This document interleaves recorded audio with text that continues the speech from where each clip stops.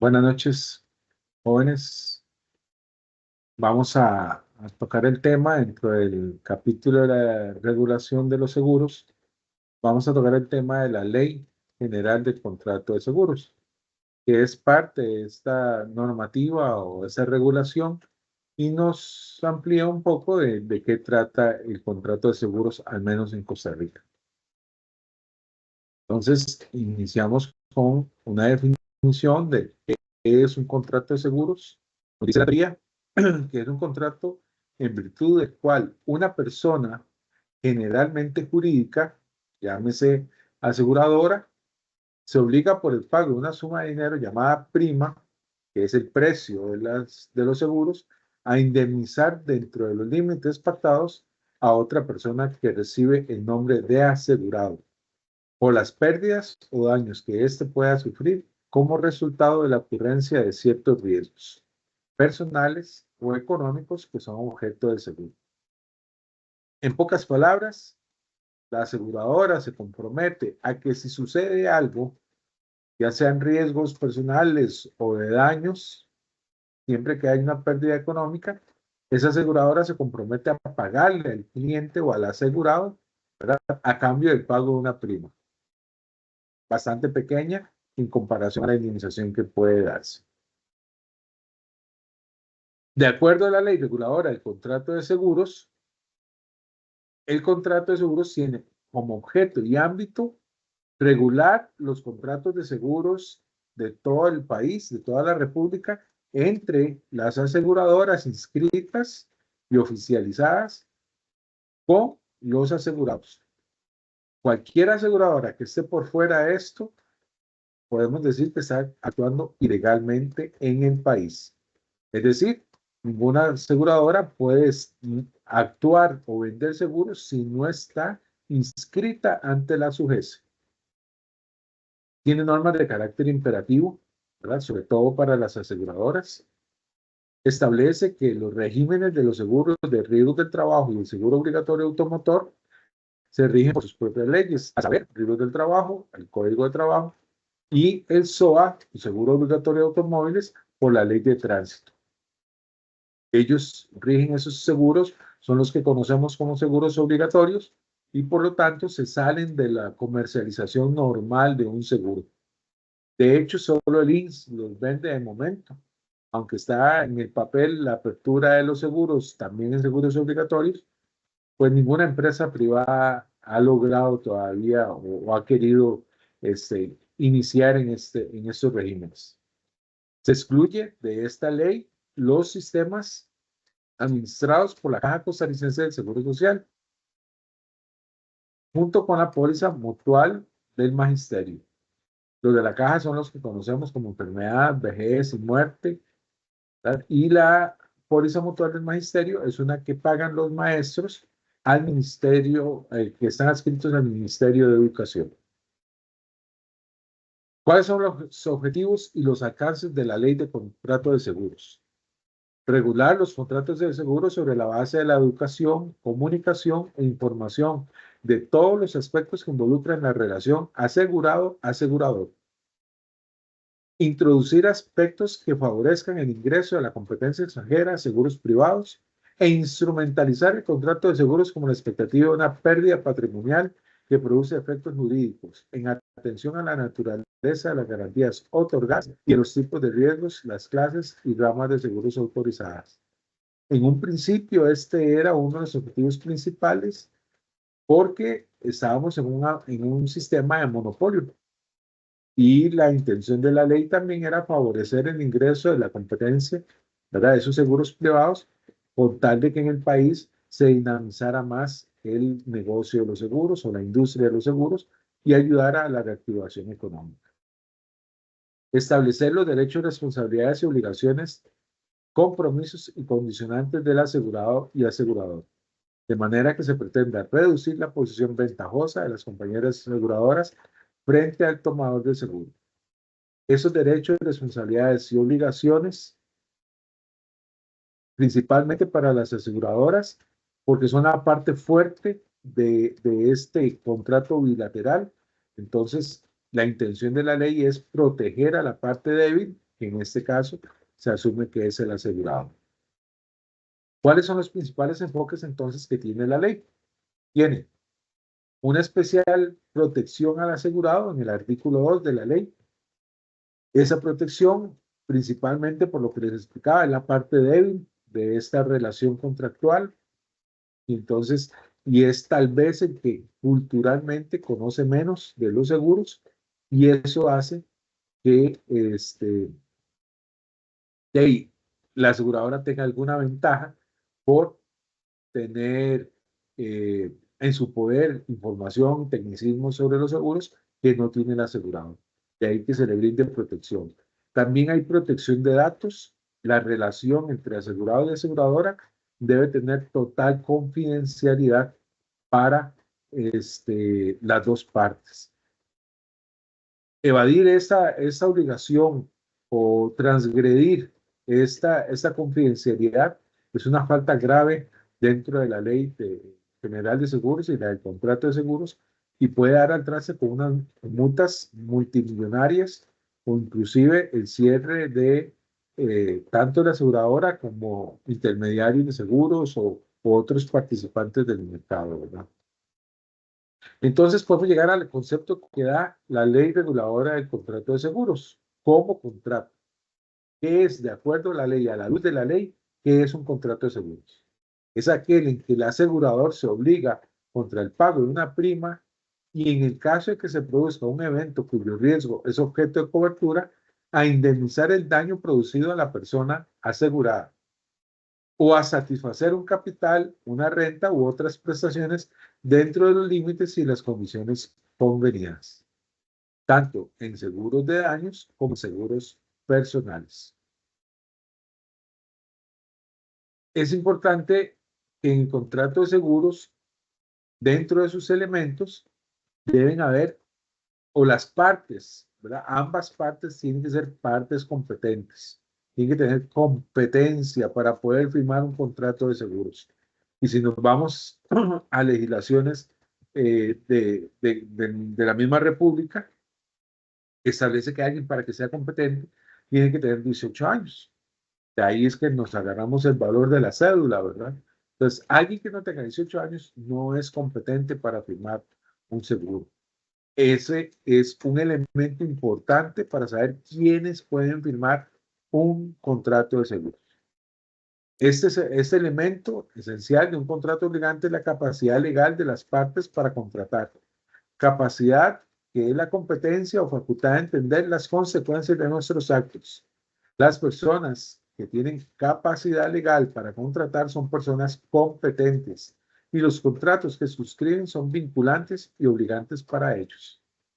La incompetencia para contratar o la incapacidad legal ocurre si una de las partes tiene alguna de las siguientes características. Es menor de edad, está declarado como demente o loco, médicamente hablando, se encuentra bajo las influencias del alcohol u otras drogas, o nos encontramos ante una entidad artificial. ¿A qué nos referimos con una entidad artificial? A veces nosotros decimos, bueno, vamos para La Gallera, un restaurante muy famoso digamos, en Coronado.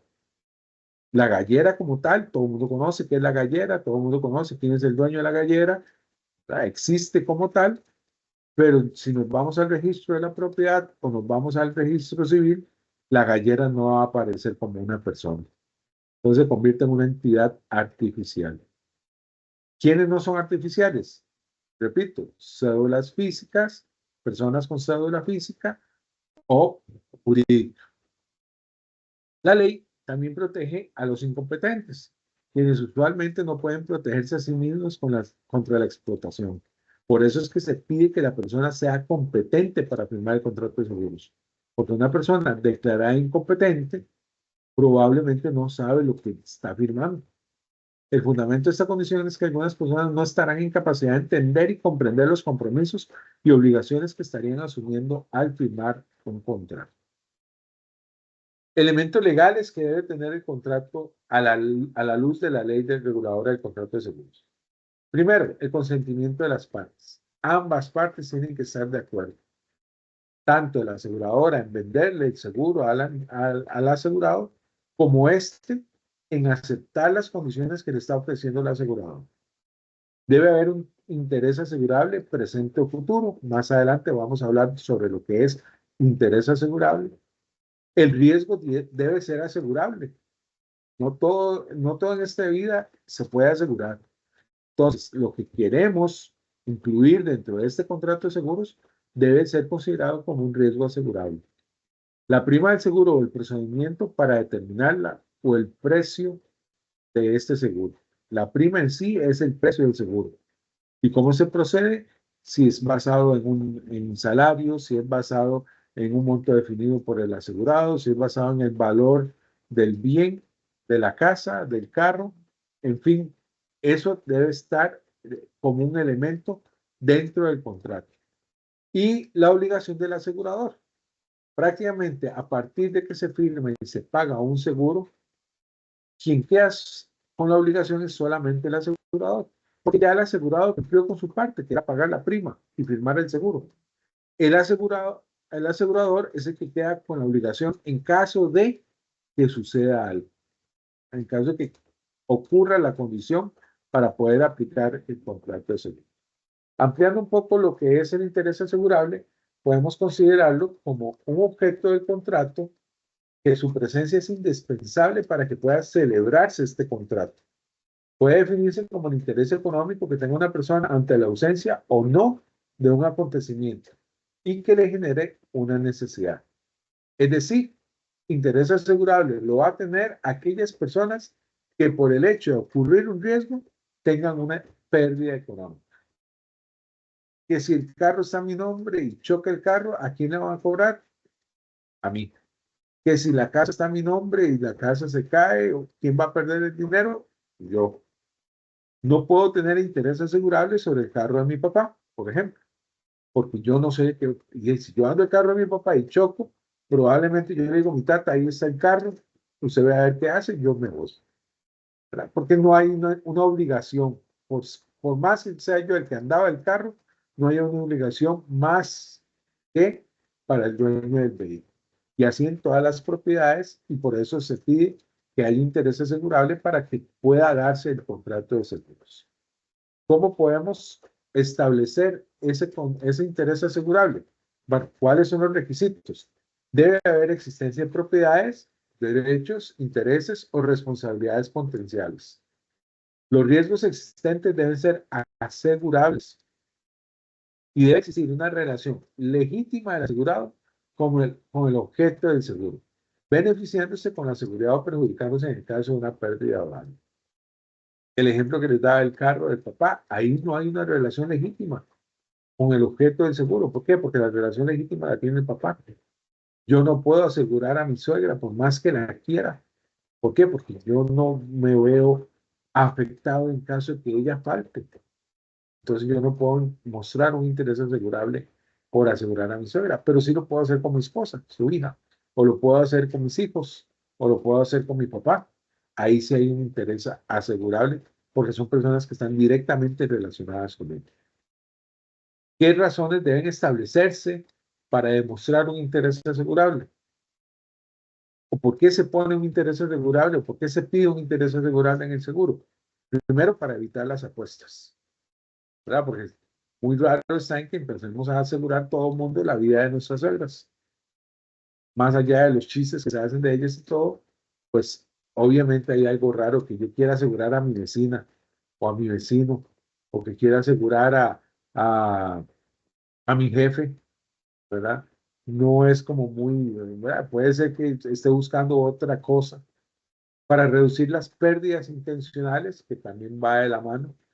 Yo voy a asegurar algo que no es mío con la intención de que voy a chocarlo para cobrar el seguro y ya después me olvido del bien.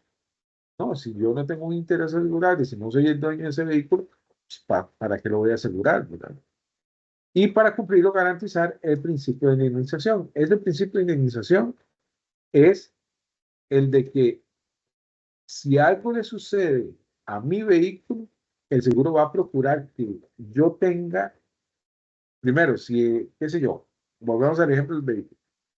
que si le pasa algo a mi vehículo, que los arreglos lo dejen en las mismas condiciones que estaban antes del accidente, ¿verdad? Porque el accidente es el hecho ahí importante, el momento cero.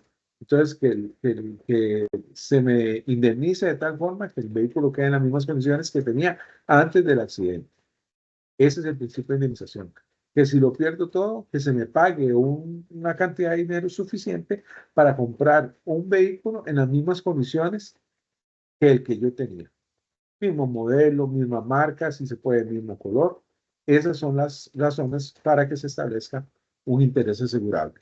De acuerdo a la ley reguladora del contrato de seguros, el interés asegurable es el interés económico que la persona asegurada debe tener en la conservación del bien objeto del seguro o de la integridad patrimonial de la persona asegurada, en caso de que yo asegure a mis hijos o a mi esposa o a mis papás, ¿verdad? Yo tengo una integridad patrimonial de acuerdo a esas personas que estoy asegurando. ¿Cuándo se establece un interés asegurable según la ley reguladora de contratos de seguros? Cuando está en peligro su propia vida, cuando las personas a quienes legalmente puedo reclamar alimentos o protección, en caso de padres, o a quienes puedan reclamar de él alimentos o protección, ¿verdad? Mis hijos, en este caso, y mi esposa. La persona cuya muerte o incapacidad puede ocasionarle un daño económico directo.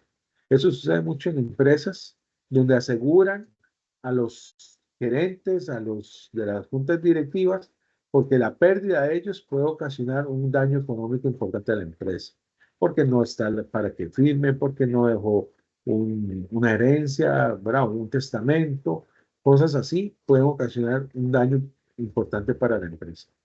Las personas con quienes mantenga un lazo afectivo que, como un acuerdo entre las partes, justifique el aseguramiento.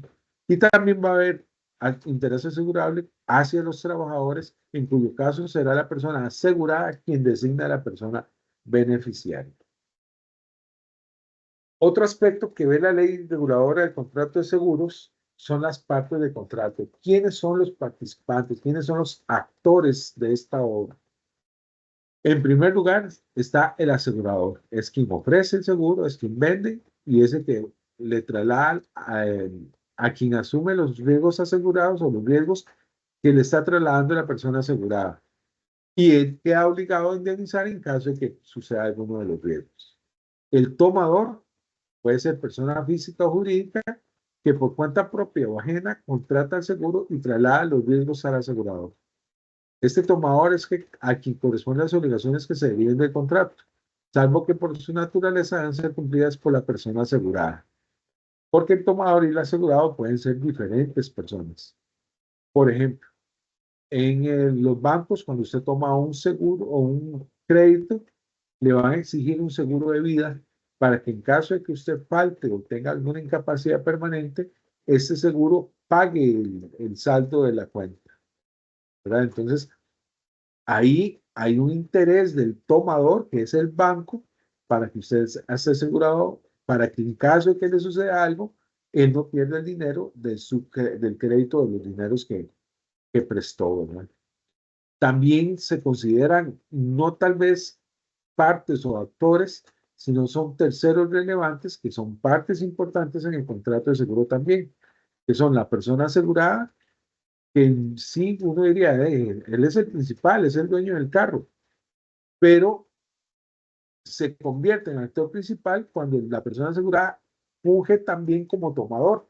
Puede ser, una misma persona puede tener los dos papeles. ¿Cuándo es tomador? Cuando paga el seguro.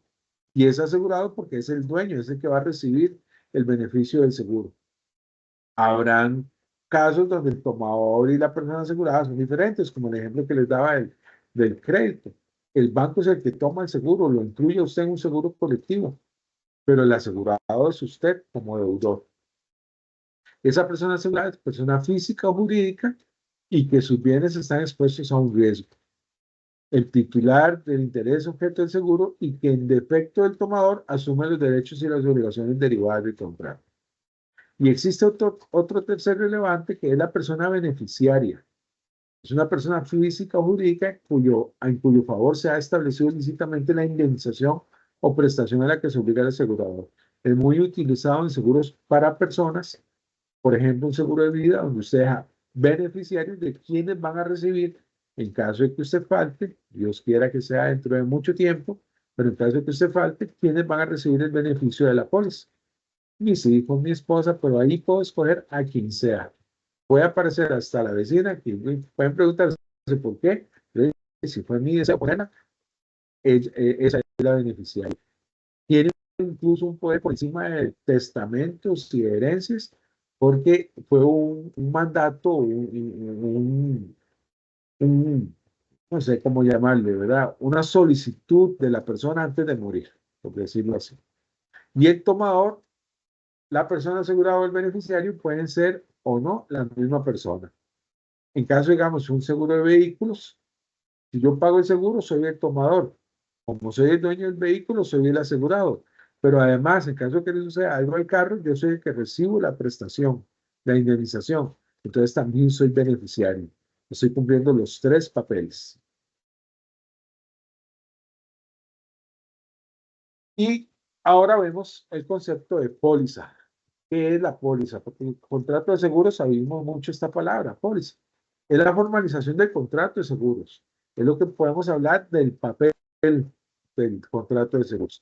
En esta póliza se incluyen la solicitud del seguro firmada por el tomador, el informe de alguna inspección del riesgo, si es que tuvo que hacerse alguna inspección, que se realiza para confirmar la veracidad de lo indicado en la solicitud.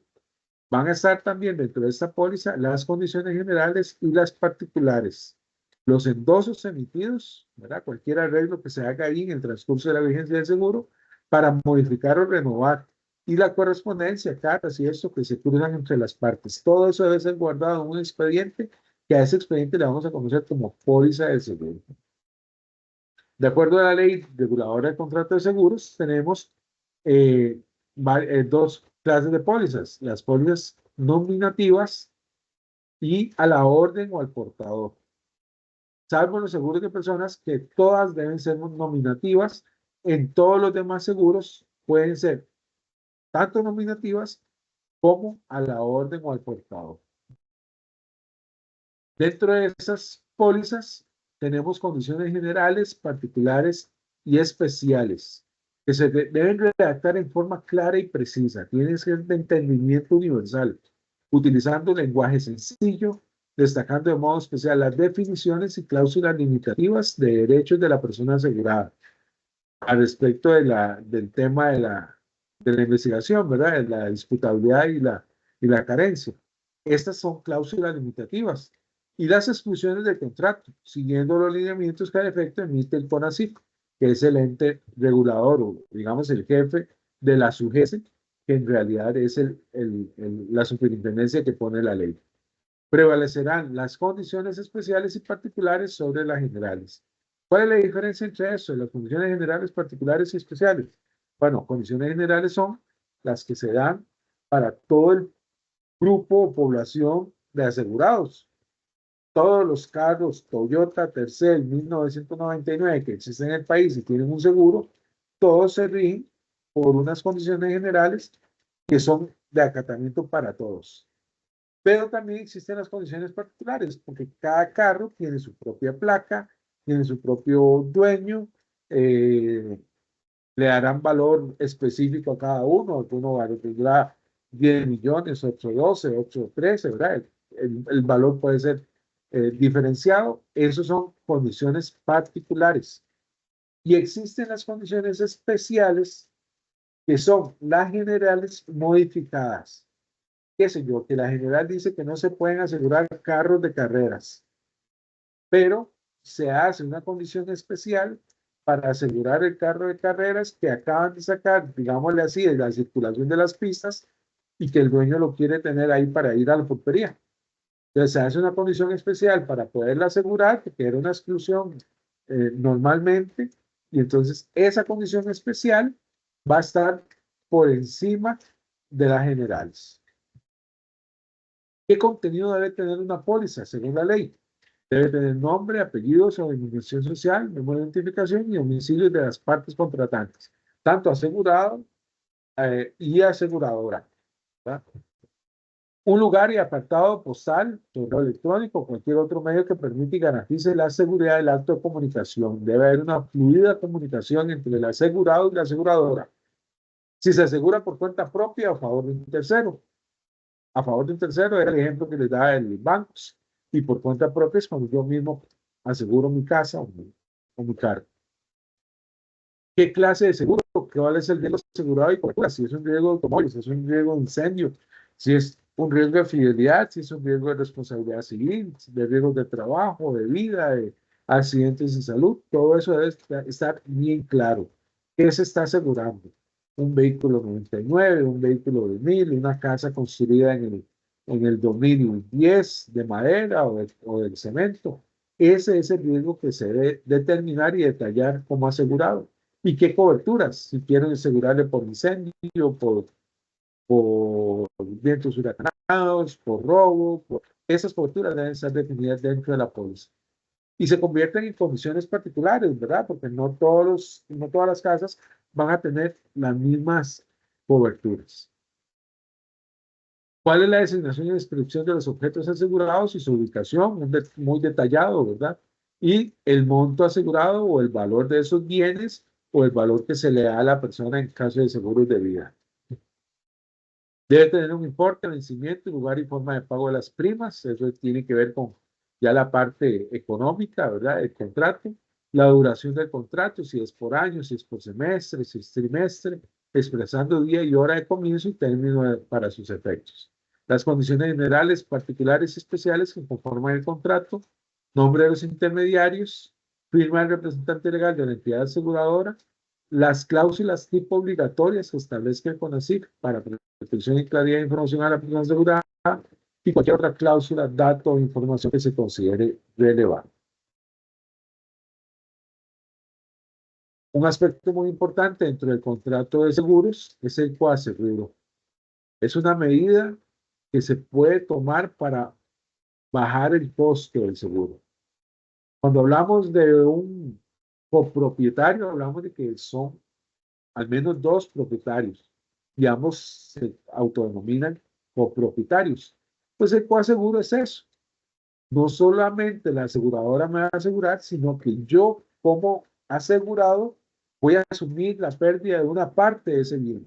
Entonces, si el carro vale 10 millones, puedo asegurarlo por 8 y yo asumo los 2 millones que falten para llegar al valor real. Esos 2 millones que yo asumiría en caso de una pérdida, a eso es lo que llamamos coaseguro. Es una previsión de los contratos de seguro cuya finalidad es que los asegurados mantengan montos de seguros por al menos una cantidad equivalente a un porcentaje del valor del bien objeto del seguro. Eso sí, no es que yo decido simplemente asegurar por el 80%. No, tengo que hacerlo ver al asegurador y decirle, vea, este carro vale 10, pero lo voy a asegurar por 8 para poder comprar el seguro. Y yo, en caso de que pase algo, yo me hago cargo de esa diferencia de los 2 millones. Pero tiene que ser de conocimiento. No solamente es que yo tome la decisión y le digo al banco, a la aseguradora, asegúramelo por 8 millones y no le explico por qué. El día de mañana, si sucede algo y se demuestra que vale 10 millones, entonces entramos a otra figura que se llama infraseguro, que es asegurarlo por menos de lo que vale. Y ya eso incurre algún tipo de sanciones o castigos que puede dar la aseguradora para las personas que practican el infraseguro. Otra forma de practicar este coaseguro es pólizas a primer riesgo. Eso puede ser a primer riesgo absoluto o primer riesgo relativo. El primer riesgo absoluto es determinar que yo voy a asegurar o me voy a hacer cargo de los primeros 2 millones de pérdida y después entra la aseguradora. Eso es en términos absolutos. Y en términos relativos es no hablar de un monto exacto, sino hablar de un porcentaje. Entonces ahí estaríamos hablando de un primer riesgo relativo. Aquí está explicado lo que es primer riesgo relativo, que en el caso de las pólizas de primer riesgo se fija una relación entre el valor exacto de los bienes asegurados y el monto asegurado primer riesgo. Bajo este régimen se aplica la regla proporcional. La proporción va de acuerdo a porcentajes. En caso de que al momento del siniestro se compruebe que la relación mínima estipulada no fue respetada. Y está el primer riesgo absoluto, que es el monto del primer riesgo absoluto se fija normalmente tomando en cuenta el valor máximo por riesgo que la póliza protege o la pérdida máxima probable que pueda ocurrir, agregando cierto margen de seguridad, sobre todo cuando se trata de riesgos en una misma ubicación. Y para ir terminando, el tema de la subrogación. ¿Qué es la subrogación? La teoría nos dice que es una institución jurídica en virtud de la cual el que paga una obligación ajena excluye de esta al acreedor y se sustituye en su lugar en la cuantía pagada. En palabras bonitas o palabras más aterrizadas, la subrogación es el derecho que tengo yo como asegurado de que si hay una tercera persona culpable, no se me carga a mí en mi estadística o no se considere como que yo soy el que generó esa pérdida. Igual la póliza me va a cubrir, igual el seguro me lo van a pagar, pero con la subrogación yo le doy el derecho a la aseguradora de que vaya y le diga al tercero, vea tercero, es que usted es el culpable de ese choque, usted es el culpable de ese incendio. Y por lo tanto, como yo le pagué a él la indemnización de su casa o de su carro, usted me tiene que pagar a mí entonces como culpable lo que yo le reconocí al asegurado. Eso es la subrogación. Y es un derecho establecido en la misma ley reguladora del contrato de seguros. El asegurador que paga una indemnización se subrogará de pleno derecho y hasta el monto de su importe en los derechos que la persona asegurada contra terceras personas responsables del siniestro. Y colorín colorado, este cuento se ha acabado. Los invito para seguir visitando, muchachos, los medios de comunicación que hemos puesto para ustedes y por ahí pueden hacer las consultas que tengan sobre la materia de la regulación del mercado de seguros. Ha sido un placer estar con ustedes y nos vemos prontamente. Muchas gracias.